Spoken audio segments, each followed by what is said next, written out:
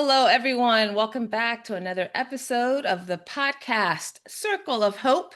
My name is Valerie Hope. I am your host, and this is an opportunity for me to engage in conversations with people that build connections that help us thrive and grow.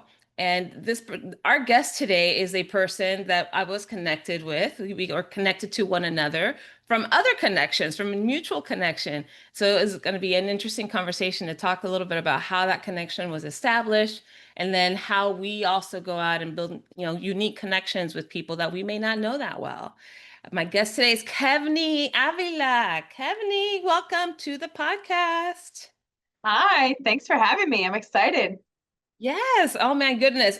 The moment that I knew that we should have this conversation is because one, our mutual friend Wes Martin introduced us, and that you were doing a challenge for yourself to have a whole bunch of virtual coffee dates with people.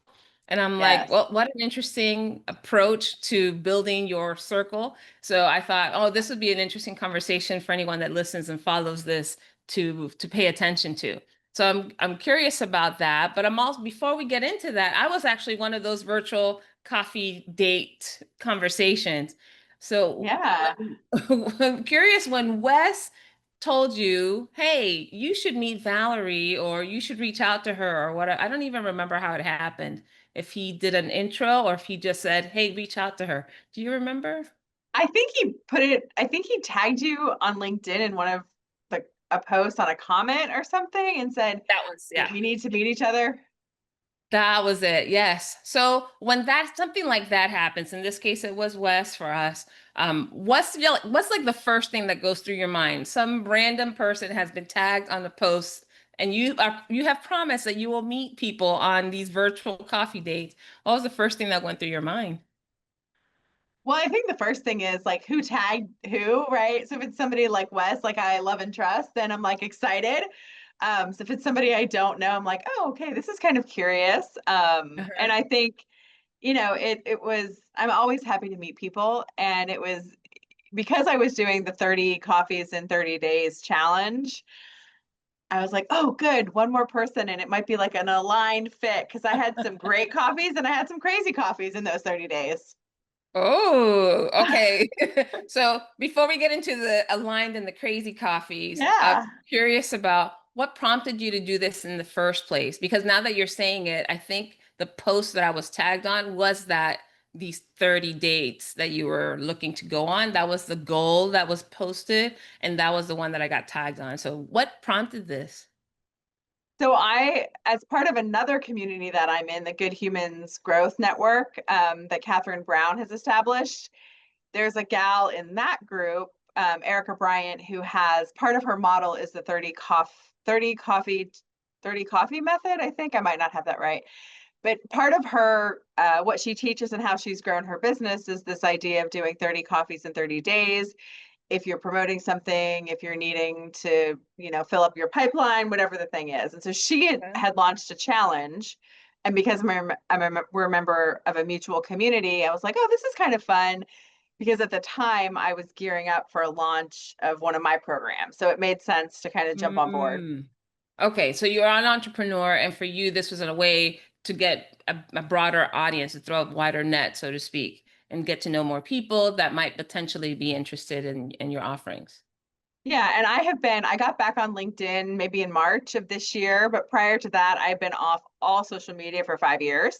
So it was also a way of like, let me test what's going on LinkedIn nowadays because it's been a while, and You just to decided grow to my test it connection. by sending out to a bunch of randoms. I did. That's Yeah. I really admire your courage. Courage, Okay. crazy, a little bit of both. That's interesting. So talk to us about that being off social media and this being the thing that prompted you to get back on. Well, so being off it was amazing. Um, Why? What was that about? I have never, I've always been 100% referral based in my business. Hmm. And I don't enjoy screen time, period. Mm. So just social media is one more reason to be on a screen. And I've never, I mean, I've had people help me in the past, and in 2018 and 2019, when I launched my business, I did all the things and it really wasn't where I was getting the people. And Mm. I didn't enjoy it. And I read a book, I think it was called 10 Arguments for Deleting Your Social Media Right Now. And I read it and I was like, yes. um, Mm. and so I just, the algorithms and the mental health and all of the different Yeah. things that go into social media. And I'm kind of an all or nothing person. So it wasn't like, oh, I'll just get rid of one. It was like, let me get rid of all. So it was no Facebook, no Instagram, no LinkedIn. And then when I came back, I deactivated my accounts. I had them in hibernation. But Yeah. then last fall, I completely full on deleted everything except LinkedIn. Okay. And so I left LinkedIn in hibernation and then I reactivated it as part of, um, why did I do? Oh, I was going to a conference in February and I was doing some work with someone there and I was going to be a mentor for one of her groups. And so there was a need to have a presence. So I reactivated and Okay. just decided to play with it. Okay. It's just being responsible and responsive and accountable. Like, all Yeah. right, I'll get back on. I've been on a 5-year detox, but Yes. Yes. ah, um, so before going into the benefits of it, I'm wondering what. So you said you read the book, it was 10 reasons or 10 arguments for deleting social media. What was the one? Was there one in the list that you were like, yes, this is why I need to do this? Well, I remember, I don't know if this was actually one of the 10, but the guy who wrote the book was a big, Silicon Valley titan. And he talked about how so many of the people who created social media send their children to schools where they're not allowed to be on the computer. Mm-hmm. And just the mental health aspect of it. And it was during, I guess it was right around, it was like early 2020 when I completely got off. And then I got back on in early 2025. Um, and I was in, at the time, I was doing a lot of in-person networking pre-COVID. And I was seeing things that people would post on social media. And I would just decided that if I kept seeing some of these things, I might not ever want to see humans again. Ah, It's really hard to be in community with people that were posting things that were just very much against my beliefs. And so it was an mm, easy way to, like, I was starting to lose my faith in humanity a little bit. wow. So for me, it was a really good thing to just take a break and not have to see all the things that everybody, thinks. Yeah. So it was an opportunity, it looks like, to get um intentional. It was an intention on your part to not just see all the most horrific ideas and things that Yes, people sometimes post, that if the algorithm is really hidden right, you see more than your share, right? And right. probably more than the people that you know is the people that they know, and then the ones they know that they know. It's Mhm. that's interesting. Did you And it know was, that? I felt like COVID was a good time. Like we were taking a break from people in Yeah. person. So I'm like, oh, this is a good time to get quiet. So Yeah. Oh, good. I'm glad that you knew that was COVID, because I'm like, how did you even know there was a pandemic? If you weren't on social media, because everything was on social media when everyone was in the middle of the pandemic too. yeah. So, any FOMO? Was there any FOMO, like any fear of missing out while you were off at all? No, I mean, there was like a few moments of, I think we all have maybe somebody from our past, like a past, boyfriend or girlfriend that once in a while we stalk. And I'm like, oh man, I can't like stalk these people anymore. Right. I mean, there was a little bit of, oh, I wonder what, but I mean, really, that was like a maybe two moments in 5 years. Right. So there really wasn't, it was definitely offset by the release and the freedom of like, I don't have to go on there. I mean, there was a little bit Yeah. like I had to sort of retrain some of my friends, with their dog videos or their kid videos. I'm like, hey, I can't see it. So I'm like, text it to me. But I mean, they cooperated fairly well. Okay, that's interesting. I think I can't remember what prompted me. I haven't done a detox that like you have.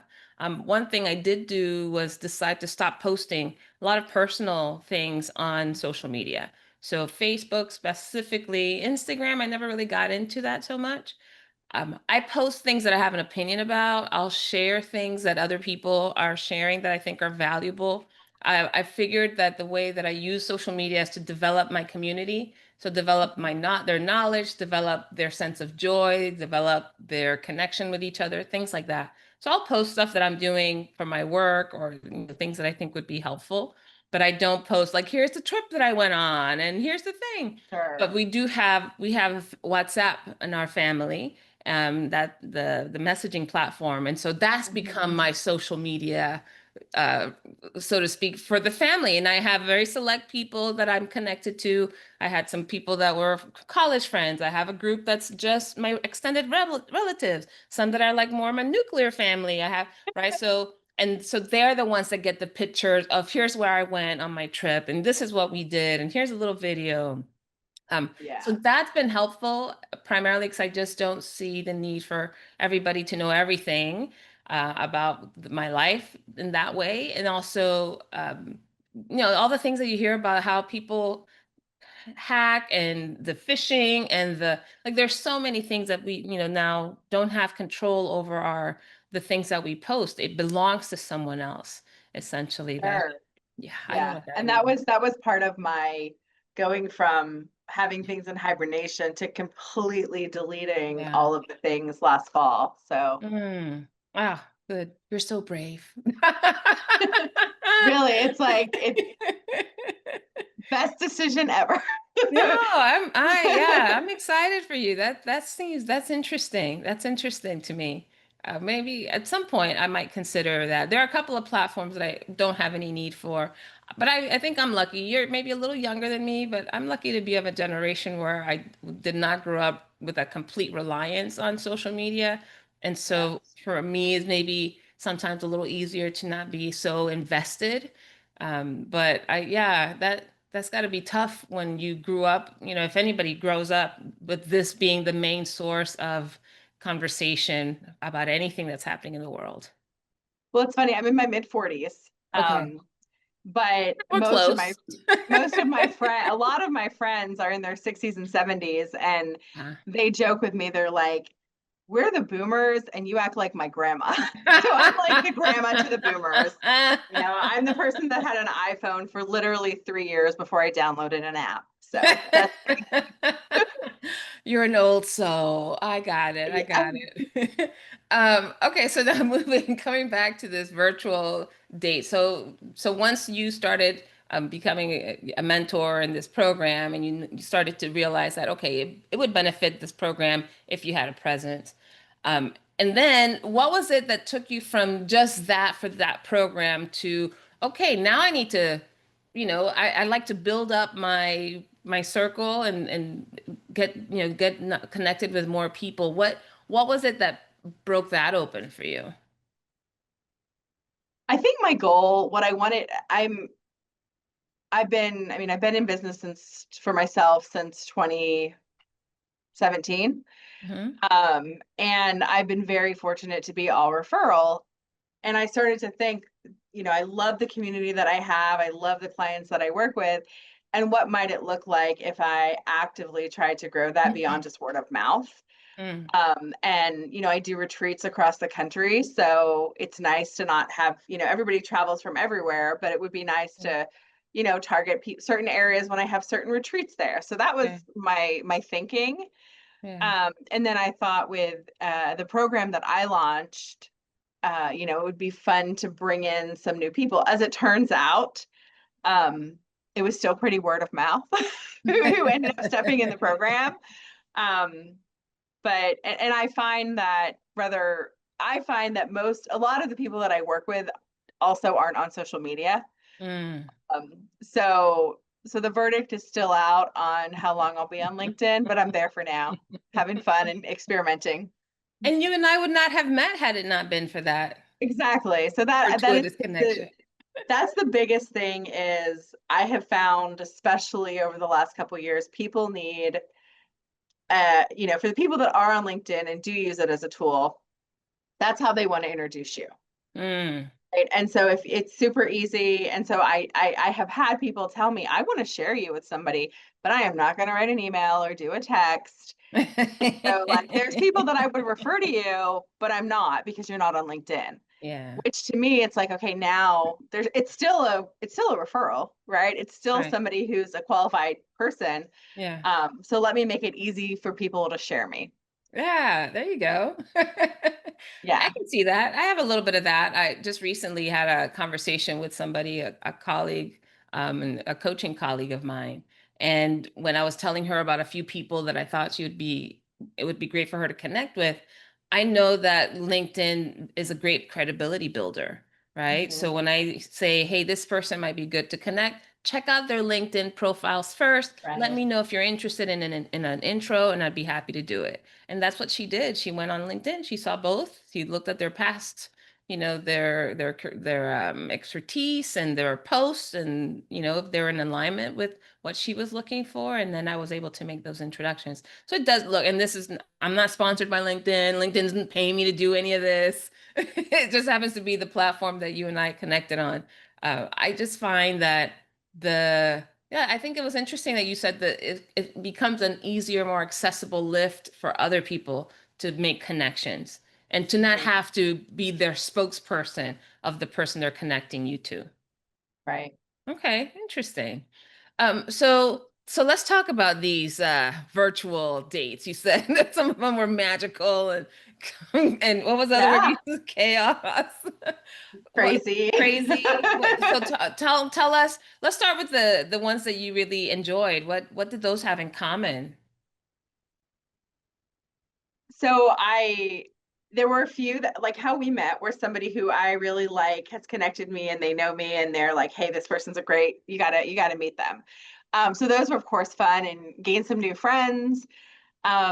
There were some people interesting. I had 3 or 4 people from France reach out in the energy healing space or the creative space.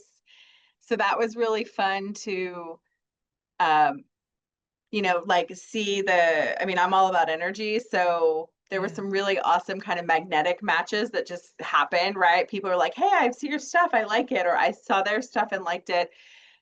So I met a gal in France that now I'm going to bring her in virtually for a retreat that I do for my mentors to do some Mm. creative flow work and art. So that was really cool. Ah. Connections I wouldn't have had outside of that. And then there were, of course, some people who seemed really exciting and interested and like-minded. And then you get on the call and it's just like the pitch, right? They just want to sell you the thing. So those were kind of less exciting. Um, and I got a few crazy, like I didn't even know you could leave voice notes over Hmm. LinkedIn.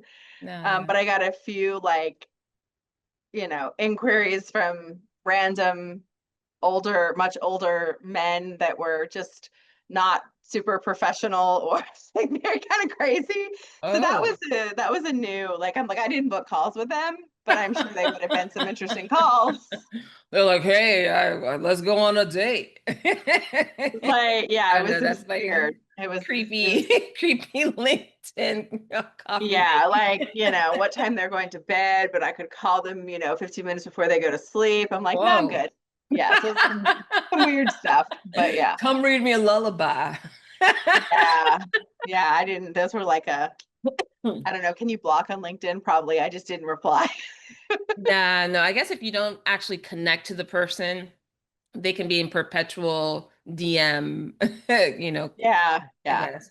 Ah, that's fascinating. I mean, I'm sorry that you had to experience some of those things. Obviously, there's a It's little bit of hit and miss and everything. I want to come back to you are a person that, let's talk about the energy piece. I think that's something that might be really interesting and unique for some listeners to really talk about it, especially when you're talking about connecting with people you don't know very well, mhm. who to approach, who not to approach. So how do you use tell us what is it that you use energy when you think about energy and the way you said your energetic approach to things. Talk to us a little bit about what that means for you, and then how do you use that as a tool to connect? Yeah, so for me, I mean, I remember seeing energy before I remember walking and talking. So I Mhm. just kind of came in with that, I guess, database. Yeah. So I've always seen energy and been able to move energy.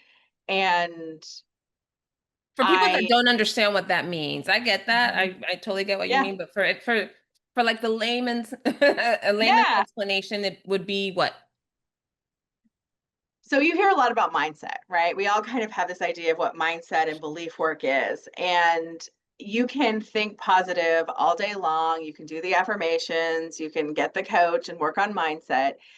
And if you've ever written yourself a check for $1 million and told yourself, you know, that it's coming and done all of the positive affirmations to make it manifest, and you're just still sitting there with a check, but the money hasn't come in, there's often an energy somewhere in your body, right? We've heard that the body sort of keeps the score, or the body holds on to all of our past experiences. So we can't outthink the energy that's in our body.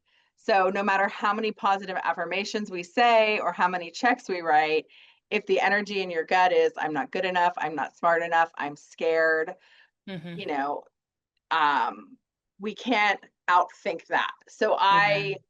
yes, I talk about mindset and I do some of that of belief work with people. And really, I see the energy, and I see where the congestion is, for lack of a better term, in the body. And Hmm. then we get to work on moving that energy out and replacing it with a higher thought and a higher vibration. Mm. That's what a liberation there, right? And I think to add to some of the words that you're using, that's sometimes we talk about the conscious mind and the subconscious mind, right? That there's a so much of our body systems are organized and operate because our subconscious mind's in charge, right? They're all automatically our breath, our heartbeat, our body Yeah, muscle tension, like all of those things. But there are times that our conscious mind is not always aware or in charge. And what you're pointing to is that all, especially when it comes to business, so much has been told or we're taught so often that, put whatever you put your mind to it, the fake it till you make it kind of stuff, write your affirmations on the mirror or on sticky notes. But if you're not focusing on what's your subconscious mind doing in the background, mm. which is a part of that energy, none of those conscious actions or behaviors will have a desired impact. That's what you're saying too. Interesting. Yeah. And I think, I mean, we all have an energy field. We can measure it now around Yeah. us. And so if we, I mean, my experience and belief is everything starts in the energy field. And if we can catch it there, if we can clear it there, then Yeah. we don't have to manifest the physical congestion. Whereas once it enters into our body, that's when we have the physical congestion of disease Yeah. and stiffness, whatever it is, or the Yeah. migraines. Yeah. Um, so we work in the energetic field and the physical, but if we can catch it in the energy, then we don't have to manifest it physically. Exactly. And the other thing, one of the facts about energy that really impressed me, and so few people know when I share this, is how our energy actually radiates around 3 feet in diameter around us, right? So our energy walks into a room before our body physically does. Um, Yeah, and we talk to each other in energy, right? Like if you've ever yes. walked into a room and all of a sudden you're like, I'm really mad or Mm-hmm. I'm sad, right? Is that mine Yeah. or am I just picking that up from somebody else, right? Having that discernment is a lot of what I work on with people, Mm. to help them know, is this my energy? And if so, what do I need to look at? And if it's not, then how can I not take that on? Ah, love that. Love that. And it's so interesting because, one of the things that I also talk about is with the leaders that I work in, and we talk about a meeting, when you walk in, like, oh, this is gonna be a good meeting. You just have a feeling. Nothing's been said. You haven't looked at an agenda. But the vibe, right? We all nowadays use Yeah. that word vibe. And that part of our job is to be able to know our own vibe, like to nurture our own vibe. And so talk to us about like now you're making these connections, you're getting all these random referrals from people. Like how in this virtual space are you using your knowledge and uh your knowledge and expertise and wisdom around energy to make the right connections or to nurture them in the right way?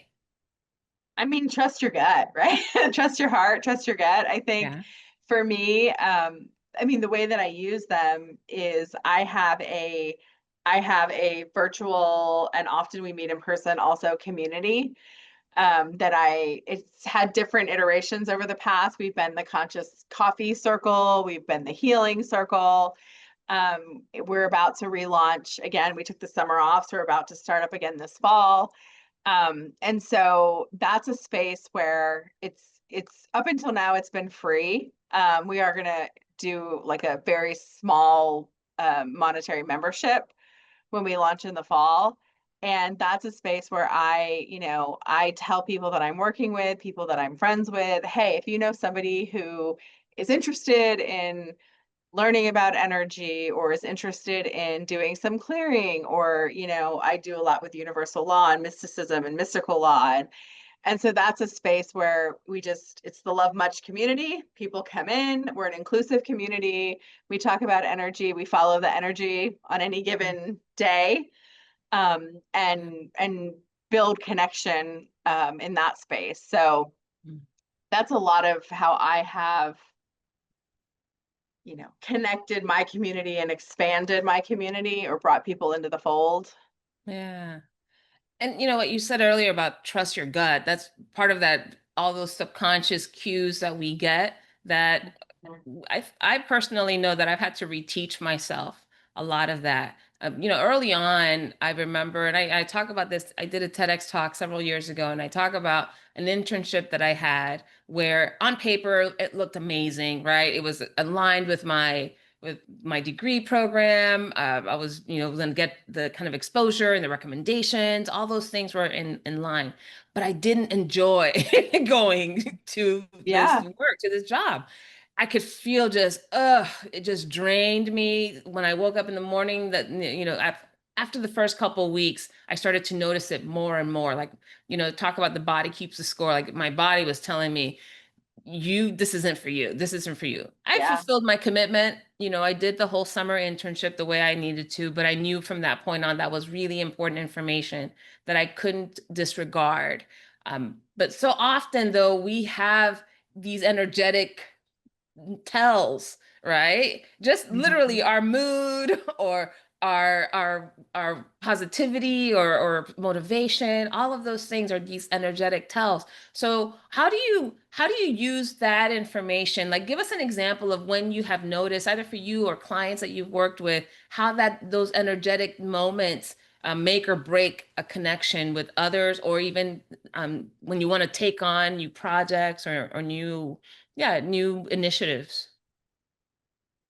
Yeah, I think the biggest thing is if we have a visceral reaction, trust it, right? And so sometimes, like, I might be planning to, or even, energy, like, I might be planning to go to an event or do something, and either I will feel like a force field, or I'll go and it's like the road's closed, the GPS is wrong. It's like, okay, I'm Got a literally flat gonna be tire. lost from like going, right? Went to the wrong place. Always, so like being aware of those things, but also the biggest thing is if we're not clear, right? If we're not doing our own internal work, we Yeah. are always intuiting, right? We are always bringing down information, but a lot of us don't know what the heck we're intuiting from. Are we Yeah. really intuiting from a higher connection, or a spiritual connection, or just our own inner wisdom, or are we intuiting from the noisy world around us, something our friend told us, somebody who's in our ear? And so if we're not clear, then we can't really trust what Mm. we are, like, you know I always say, like, intuition is kind of like a flash, right? It just sort of comes in, Yeah. but it could be intuiting from anywhere. And Mm. so learning, like, a piece of learning is, if I get a hit and it's like, you know what, don't get on that podcast, right? Or don't go to that event. If it's just pretty neutral and I Hmm. don't really have a lot of my own thoughts, I'm not in my head about it, then I'll trust it. If it's like, oh, don't get on that podcast because he or she, blah, blah, blah, blah, blah, blah, blah, and I'm in judgment, and I'm like, okay, that's probably my stuff to look at. Your stuff. Yeah. So really, having that discernment is what I do a lot for myself, what I help Yeah. clients to do.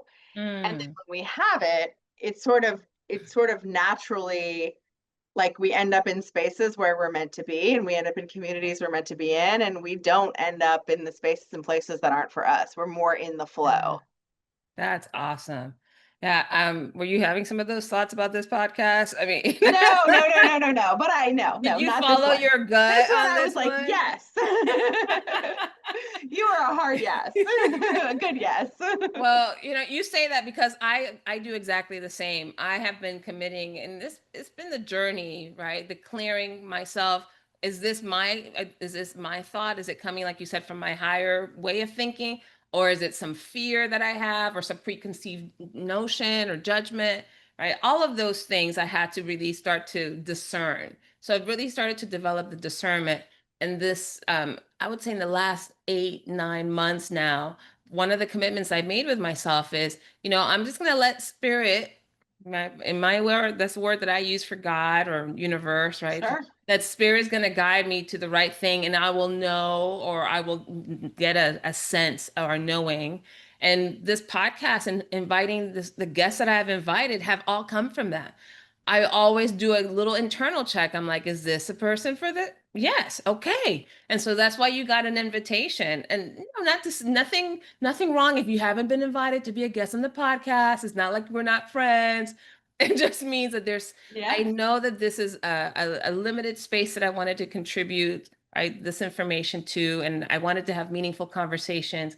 And so I started with the intention, hey, I'm going to let spirit tell me which ones are yeses, which ones are nos, and maybe for something else.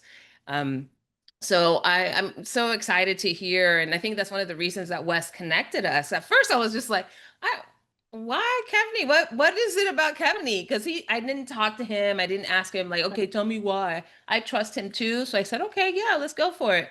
But then as you and I started our first conversation, I was just like, oh, she's into the energy thing. Okay, got it. I got the vibe that we would have open conversations about that. And it's for me, it's been really rewarding to know that there's a part of me and my thinking and my higher thinking and feeling, like all these systems that are conspiring on my behalf when I stay out of my conscious ego out of the way. Yeah. Yeah. Yeah. I Interesting. always say, you hear about how we have three brains, right? The head, the heart, and the gut brain. Yeah. And I'm always like, the one up here, the head is not the smartest. So I always tell people, get below the neck, right? If you hear yourself like, I think this, I think this, I think this, like, okay, that's great. Pause. What do you feel? Right? I feel Mm. what? And Yeah. it's amazing when we just take that pause and take a deep breath and be like, okay, drop into the body, switch the think to feel. It's like, oh, Yeah. there's the answer a lot of times. So often. And so I think we should talk a little bit about that when it comes to really reaching out. Because I Mhm. know, I imagine you as a business owner too, you have all sorts of people soliciting, right? Business, or hey, use this tool, use this. We have a system, right? They're trying to sell you things. Clients of yours, or potential clients that you're sending your information to, whether they're referrals or not, also have a sense of having to receive and process invitations. So what are maybe some either tips or insights that you might share with us about how to discern whether something is for you, or whether or not you offer something to someone else? It's a question that is hard to put into words, right? Because it's really a Yeah. feeling. Um, So if you get a feeling or sensation, describe that for us. Like, what's your yeah. version of that? So sometimes it's just an inner knowing. Sometimes it's kind of like not a voice that I hear external, but it'll be a yes, no, right? Yes, no. Hmm. And just learning to trust. Sometimes I will ask, like, is this for me? Yes, no. Sometimes it's just a visceral, um, like I recently met somebody and I was like, okay, I'm going to introduce myself to this person. I was having some feels about whether or not I wanted to. And so I start towards the person and there's like all these obstacles, right? Like somebody grabs me. And then I finally get to where it's like, okay, and clear space. And I get about 10 feet and it was like a wall that I could not go any further. Mm. like just an energetic wall. So I'm like, okay, I will trust that. I know. Um, and I think, I mean, I probably have stronger sometimes like experiences because of it's the world that I live in, right? It's Yeah. what I do every day, all day.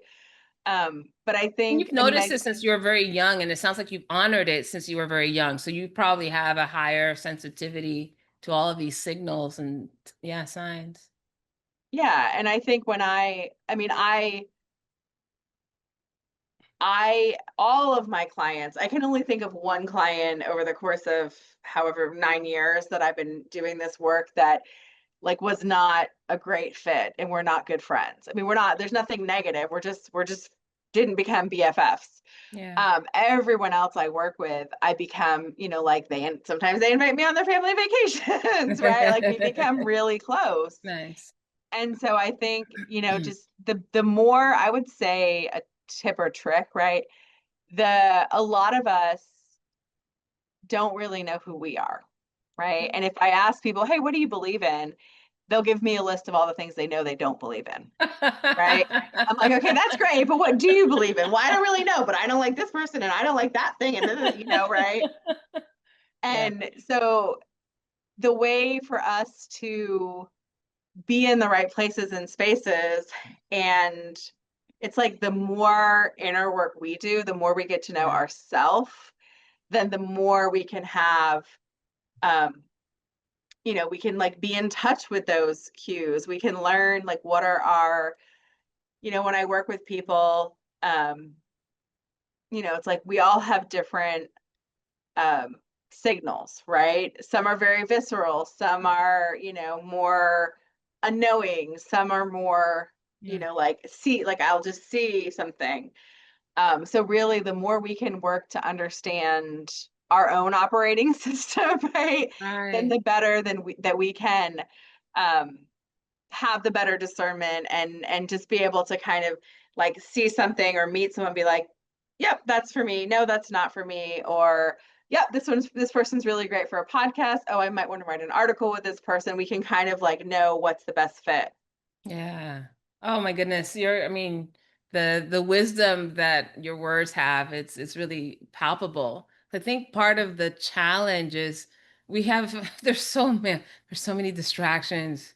Keveney, there's just Yeah. so much noise. You mentioned your detox from social media. You probably discovered like a whole new world, a whole new world. Right. I hope I don't have to pay for that. Oh my gosh, do I have to? I'm like, so did I just infringe on copyright from Disney? Nah. But this idea that now you have the ability that I threw myself off. What was I doing? Singing always does this to me. Transports Yeah, me. you took me there too. I was on the carpet also. Um, No, but I think what you're saying about getting to know ourselves, mhm. ultimately, the noise that we surround ourselves with, and most of it is willful. I mean, most of us, I Mhm. would dare say, don't have peace and quiet because we have created an environment and enabled an environment that doesn't allow it. There's no room for it, or that it's weird when there is, right? And I recall several years ago, I attended a Vipassana meditation course. Mhm. If you're familiar with that, is the first time you go is 10 days silent Yeah. meditation. You spend 8 to 9 hours a day in meditation course classes. Meals are silent. Walks to and from dorms are silent. There's maybe a small window of time when you can have a conversation with an instructor about the class only, right? We're not Yeah. socializing. And most people when I and this was maybe 10 years ago that I did this, and most people were like, "Really, Valerie, you're gonna do that 10 days in silence? Can you hang on that long?" And what was fascinating is I realized after maybe a day or so, and this is no phones, no books, no TV, radio, nothing. I realized what a relief it was to be able to walk around and not feel like I had to turn on anything to engage with other people. I didn't have to try to be nice. I didn't have to try to be polite. I didn't, in fact, they discouraged us from making eye contact with people, to just allow each of us to kind of be in our own little bubble. You know, meals were facing the wall, so we didn't have any eye contact with the people around us. And it was such an interesting space to cultivate silence, not just silence, stillness, this, and but because all of that, all the externals were muted, all of the internal stuff was like coming Yeah. through. So those were moments that, getting to know myself, I started to realize how much internal noise I'd already absorbed. Right. And I did that twice. I did a 10-day meditation. I did it twice with Vipassana, which was amazing, amazing. I highly recommend to anyone that's interested in cultivating that. And there are likely other programs that could do the same. But Yes. yeah, how do you now you're back on social media, for example. I mean, you are now surrounding yourself once again in some aspect with this external noise. How do you now see a way to modulate how much gets in and how often and all that good stuff? Well, I'm terrible at social media. Any like LinkedIn guru would not be happy with me, because my engagement is like, bleh. Hmm. Um, I mean, basically what I do is I have a like a 20-minute window in the morning that I will get on, I will post the thing, and then sometimes I should do more. I have a group of people that are in a community together where we're, like sharing each other's things or commenting to try to boost that engagement. And so for me, it's like, okay, who are my safe people? Right? What Mm, is my safe window of time? And literally, I mean, I don't scroll. I had a friend set me up with, I think it was called like My Feed In. So it's a custom feed, so I can just go there. I know the 5 or 6 people that I can engage with, that I can look okay. at. So I don't look at, I mean, I'm probably missing out, but um, oh well, right? Like I have my safe windows that I sort of operate Yeah, in. And I just don't really create the space to go down the rabbit hole. yeah. What about your IRL life, right? When you're your IRL, when you're walking around and hanging out with people in your community, what's that like in real life? Yeah, no, I mean, I'm the person that like goes in a hurry to grab a roll of toilet paper and end up talking to the cashier for 30 minutes about their dog and their grandma and their, like all the things. Yeah. So I would say in real life, I think I'm super approachable. And I think I like to talk to people. I like to meet new people. My husband jokes, he's like, you love strangers. You just don't like people you know. Sometimes isn't completely untrue. Hmm. Because Interesting. I mean, I love to meet new people, and I'm always, trying to put that compassion out into the world. Yeah. And sometimes we have less patience for the people we live with, Yeah. that's just kind of human nature. But I definitely, I thought I was an extrovert, and Mm. then during COVID, I'm like, oh, I actually like, I get a lot of energy from being by myself. So now Mm. I identify as a hermit. Oh, that's a whole different spectrum. Um, Okay. yeah, so I like to go out in the world, and but then I like to have, time and space for myself with my I animals, with got my you. dog. Yeah. Um, and it's interesting because I have a friend who just recently did the 10 days in the same program. And he was commenting, for him, he's definitely like a hugger, and he's just like hugs everybody all day. He lives in Manhattan. So it's like Mm. there's always people around, and he does a lot of service work. And he was commenting for him how it was so hard to not make eye contact, to not smile at people, to not thank them when you open the door, Mm. um, and so it's really interesting how that, um 10 days, I think it brings up, it affects us all differently, right? We start to see like it's a great way to understand like what is my operating system and how do I work, right? Yes. Yeah. And in fact, going back to what actually prompted me to do it in the first place is my older brother and his wife did it. and they do all sorts of interesting things. And so I thought, okay, that was interesting. But in my head, I'm like, 10 days. If I had 10 days off, I'd go off to, a huge trip somewhere. Like, why would I Mhm. go to a camp and meditation for 10 days in silence? Weird. But when my brother came back and started sharing some of these stories of like how much time they spent just watching cows in this field next door, and there's so much richness and detail to his inner life. This is what I was thinking, and this is how I was feeling. And it wasn't about any of the other people, other than, yeah, some people stood around with me, but there was no engagement. So everything was about him. And I realized, I'm like, wow, he knows himself really well and is able to Mhm. articulate things that I don't think I can articulate about myself. And Yeah. so rather than going off and getting to know all the world around me, which I've done much of my life, I realized that this was an opportunity to get to know the world within me that I hadn't been exposed to as often. And learning to be with myself, not just by myself, but learning to be with myself. I think part of the noise that we're all kind of can be caught up with sometimes, it requires some really deep inner knowledge and honoring, right, of what we need. I still work on some things. I'll binge watch some some Netflix. Which, by the way, are you streaming? Do you stream? Are you in this in the watching TV too? Is that also out? Well, we have one TV in our entire, Okay, which is okay. kind of one too many for me. I don't Ah. watch. I do have a guilty pleasure, but I don't watch. I don't watch TV much. Not much. Okay, got it. I'm very particular, but yeah, I'll sit and binge watch and while my body's telling me, go to bed. I'm exhausted. Yeah. What are you doing? You've already watched 4 episodes. I'll have those moments Yes. with myself. But yeah, it's interesting though, as far as how when we connect with other people, the things that we don't know about ourselves that are maybe responding to how people are, showing up or communicating with us or what Mhm. they're maybe inviting us to do. And I'd love to hear more. I know you said you like meeting strangers sometimes some more with more ease than the people you know. Because I think I'm finding I'm at a point in my life too where my energy is not just the energetic communication, but the energy resources that are required to engage are precious to me now. And I just Yeah. I won't use it for just any old thing. I'm much more trying to be discerning also and disciplined about where I want to give in my time and energy. So talk to us a little bit about how you see that.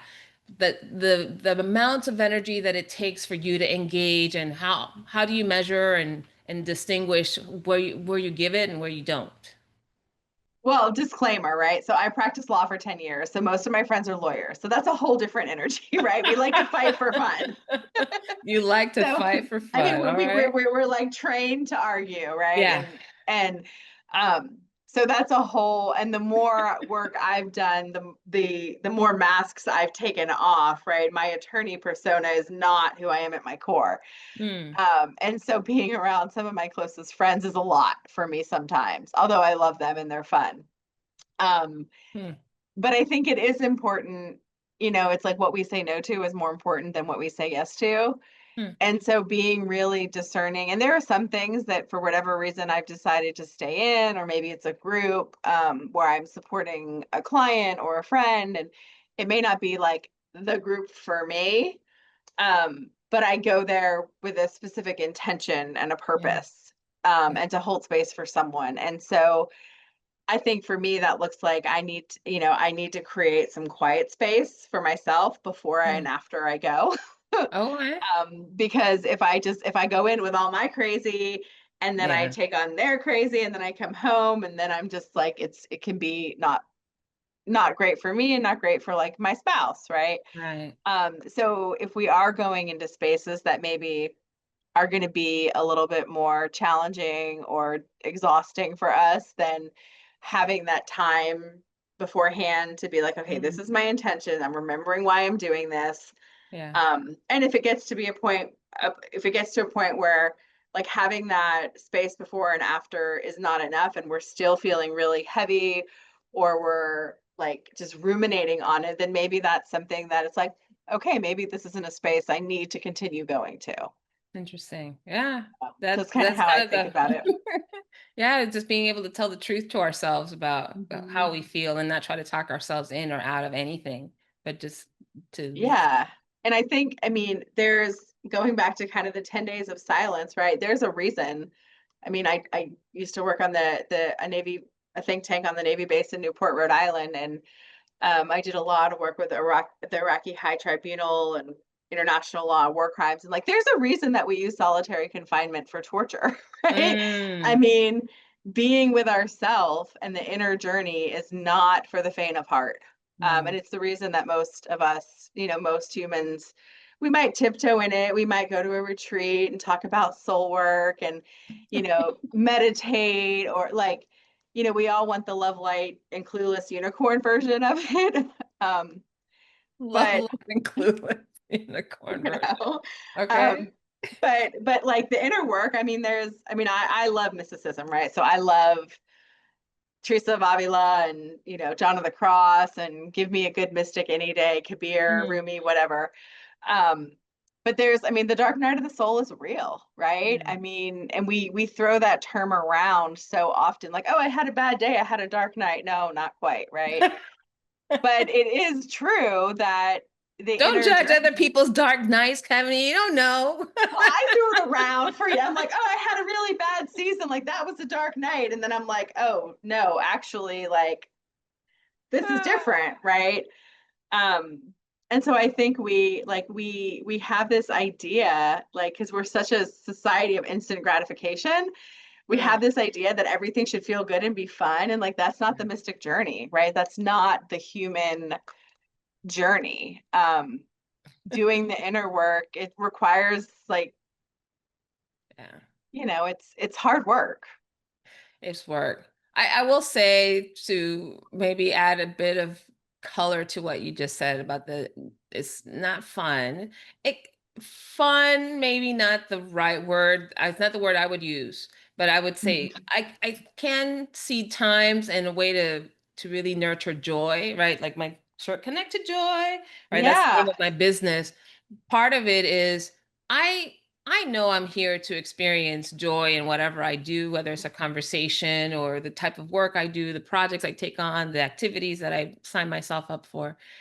Not that all of them go, swimmingly and I love Yeah. every moment of it, but I do know that it requires the inner knowing to generate joy. It's very seldom something that is produced because of the people or the place or right. My thing is, there's someone at Disney World right now that's crying their eyes out. Their feet hurt, their kid hates whatever, and they threw the stuff on the floor. They feel like they wasted their money. There's somebody that's miserable in Paris, right? There's somebody that's having a Yeah.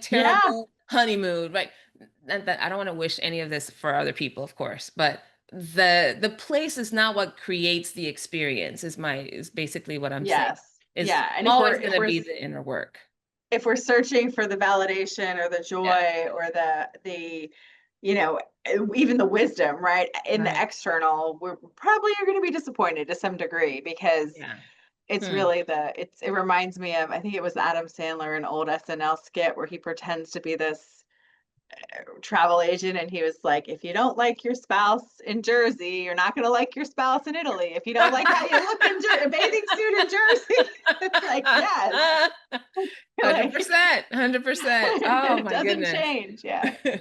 Well, as we start to wrap up the conversation, I think because of the kind of work that you do and the type of support that you provide other people, I wonder if there's a path, a process, a technique, or something that you might share for the people that are listening and watching this that will help them get to know themselves even better or to understand the energy that's emanating or that they're receiving. Is there anything that you would share with us? Yeah, so I recently created, it's a free assessment, a free quiz, and we can link it. And it's I think we called it Zone of Genius, but it's really your sort of zone of mystical genius. Hmm. So it's looking at, you take, I don't know, four or five questions, and then it'll give you um, kind of a little bit about your internal mystical operating system and some things, to watch out for, and some things that you can really like stand in that are part of you and your essence. So that's a really fun tool to just kind Mhm. of dip your toe in some of the work if you haven't.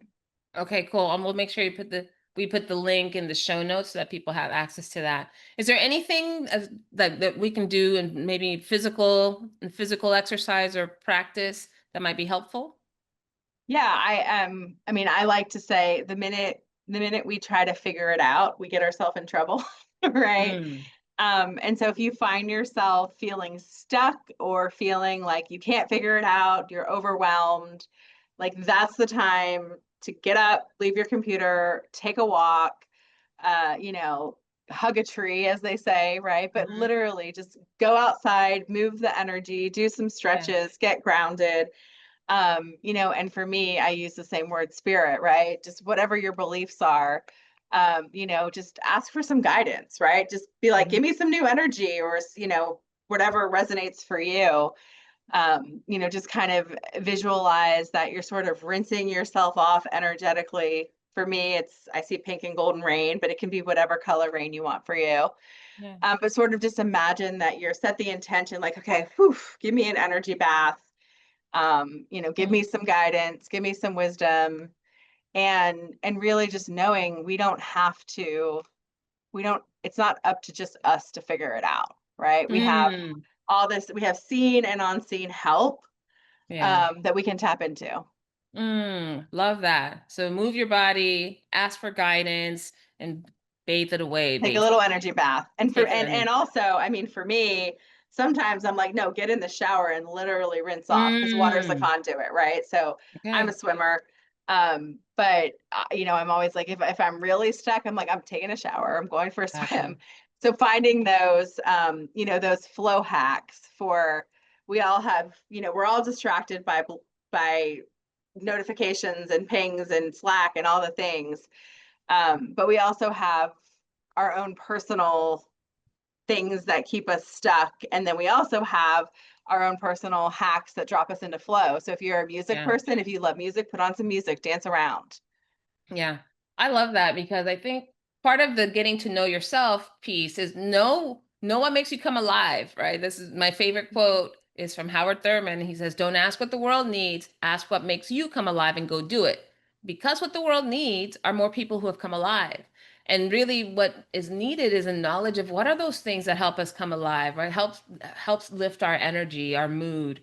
I would even adding to some of the techniques is if we have a favorite song or we have maybe there's a special a prayer or a poem we like to read, sometimes just looking at, in fact, I think I'm going to start doing this. I'm going to do this with maybe my coaching group is have an album on your phone, right? This is fresh right off the top of the dome here. Have an album on your phone with your favorite pictures, like the pictures that when you look at you think, oh my gosh, my dog, or oh wow, my grandma, or whatever. The picture, it brings up the most positive emotions and memories. It could be a picture of a sunset, it might be your own photo, it might be something you got it from online. But the idea is that if you can give ourselves some kind of mental and energetic food, right? It's like feeding Yes. our energy with something positive that also shifts for me that stuckness or that overwhelm.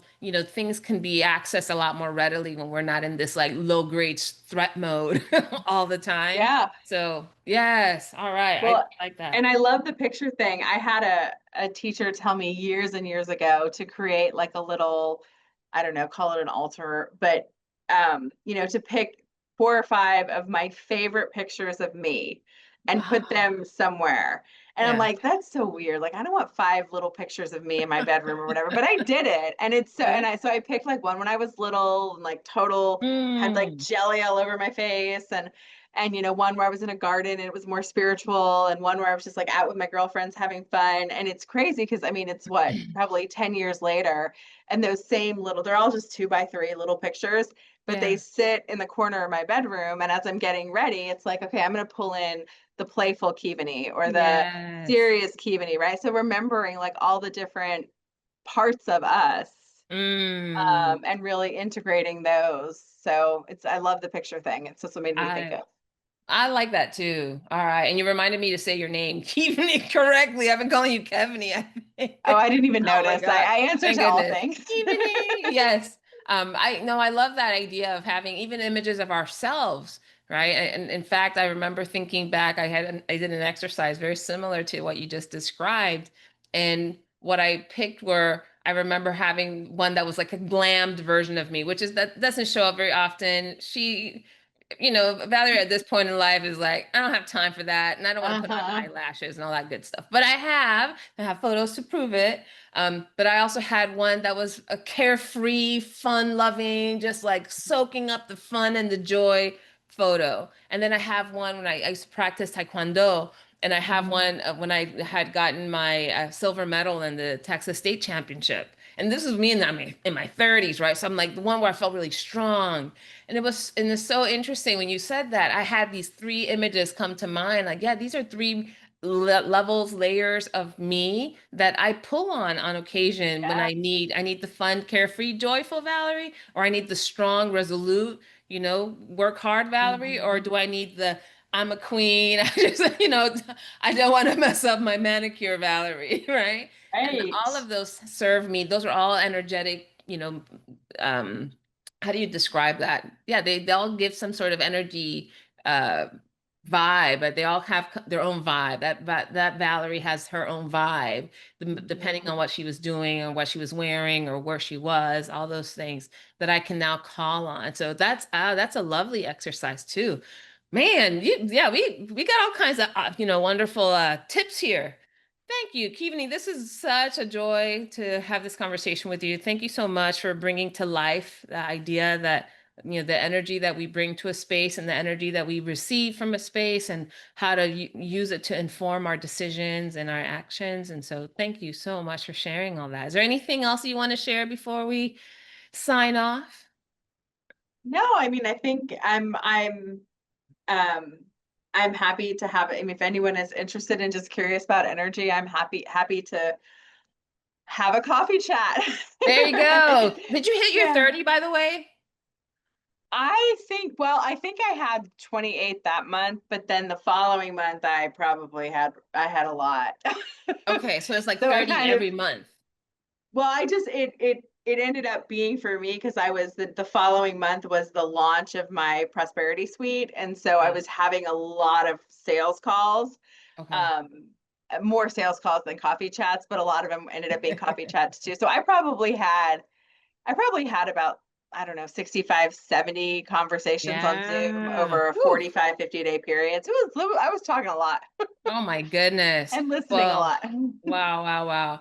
Well, thank you so much for sharing that. And we'll be sure when we put the links in the show notes of your website or, if there's any specific Sure. site that you want us, the quiz that you mentioned. So that way people can connect with you and learn more about what you do and whatever offerings you have at that time, they'll have access to. All right. Well, thanks. Thanks for having me. Oh my gosh, it's been a treat. And thank you, Wes. We're going to thank Wes in absentia Yes. here, but Wes will know that this was a fruitful connection. So I think it's also important for people to know that the circle was closed, right? That you made an introduction, a referral, Mhm. that connection happened, and this is the outcome. And what better feeling to know that, hey, I went out of my way to make the introduction and it had an impact, positive impact. So thank you, Wes, for Definitely. that. Cool. Thank you, Keveney. Those of you who tuned in for this episode, thank you all so much again for joining us for this episode of Circle of Hope podcast. Make sure that you continue to subscribe so that you don't miss a single episode moving forward, and have a wonderful rest of the day, everybody. Thanks for joining me on this episode of the Circle of Hope. Don't forget to subscribe, follow, and share with someone in your circle. And if you're curious about the upcoming book, visit valeriehope.com for updates and extras. Until then, stay connected.